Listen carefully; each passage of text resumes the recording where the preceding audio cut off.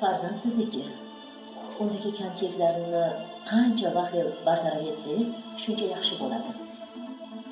Meni bolam jinni emas. U shunchaki erkalik qilyapti. Bolangizdagi holat erkalik emas, bu nuqson. Rostdanmi? Ha, buni tan olishinglar kerak. Nima qilishimiz kerak? Yotqizib davolashimiz kerakmi? Yo'q, har kuni kamida 2 soat maxsus nutq mashqi bilan shug'ullanish kerak. Logopedga borishinglar kerak. Shundan keyin shug'ullansa, tuzatsa bo'ladi, nutqni. Bolada emotsional holat ham normada emas.